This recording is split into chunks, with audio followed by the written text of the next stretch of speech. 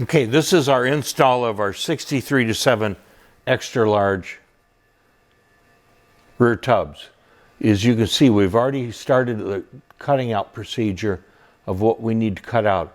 Our rear tubs on this large of a tub is designed to go over this panel. It's going to get bonded over the existing inside front splash panel, the old wheel, part of the old wheel well, and also it gets epoxy to the bird cage. You can see in this deal, this is before we cut the bird cage out and replace bird cages needed. But when you're done, you're going to have a monocoque design rear floor that's glued to the bird cage. Everything is glued, so it's pretty durable. It's going to take a lot of rattles and shakes out of a car, especially when you're applying a lot of horsepower to the rear wheels. This is going to help beef it up along with the frame. So this is your first page. You can see where we came along and cut. Can't give you measurements because don't have them right now. This is from our first one we installed a while back. Like I said, it's going to go over this existing panel. We're going to show you in the car here in a little bit as it's done.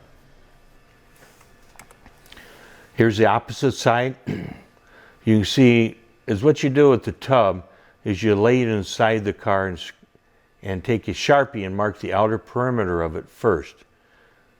And then you come back and come down approximately 2 inches from your Sharpie mark and start cutting out. So that's where you cut it out. And here's showing the tub inside of the car. This is our tub. You can see what looks to be a gray part, but it is black. We've sanded it already. So now it is overlocking the existing parts, and when you get to the inside, you'll see where it's also epoxied into the bird cage as described. And here's showing the two tubs being installed. We took a 2x4 and wedged it across there. And then there's a 2x2 going across right here that will hold the tub down and holds the tub outward. We always do our best not to use screws.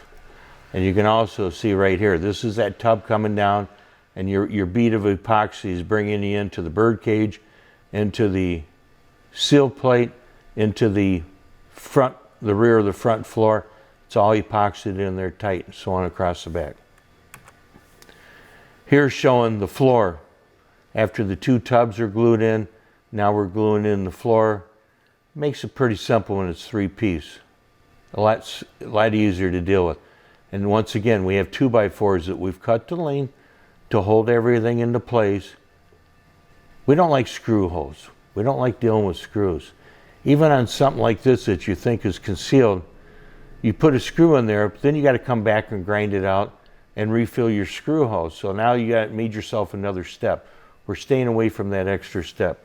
This is how we found it works the best. A little bit of lumber, wedges, so on.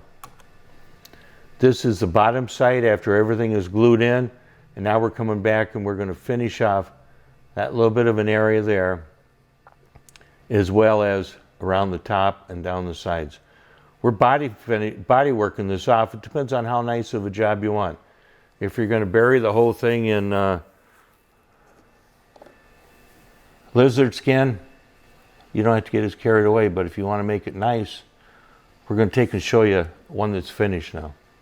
So this is our extra large tub finished off in the car. This is where our tub came along here. This is giving us that monocoque design. Glued, epoxied in over the existing panel, as well as it's grabbing a hold of, right here's our bird cage. It's glued around that bird cage as well. So it's giving you more strength in here. It's going to strengthen up. You've added horsepower. You've put a nice frame underneath the car, and you don't want this thing rattling going down the road. Especially when you're shitting and getting down the road, you want to be able to be tight and feel good. It's designed more like the aspect of a modern Corvette. Finished off, everything's finished off nice. It's not the norm for most folks, but in this car it just happens to be the way it is. So I'm going to move the car just a little bit. I've changed sides on you on the inside, but now you see the design of this floor. It's epoxied, bird cage. inside the rocker part of the floor. Now the inner tub, we made this 3-piece to make it easier to put in. Plus it's overlocking. It's giving you that monocoque design. So it's overlocking onto the rear tubs and it's overlocking onto the rear floor. Here's our extra large tunnel, case of an 8-speed. We put an 8-speed in this car with an LT4. We've raised it up. We have plenty of ground clearance. Our pans are no lower than our cross members, but you had to do that to make that happen. We had to make a new dash that we make. Back to this part.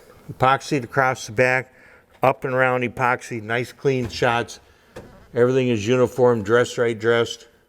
That's how we put in our extra large rear tub. This should give you a lot of help. And if you have any more questions, give us a call.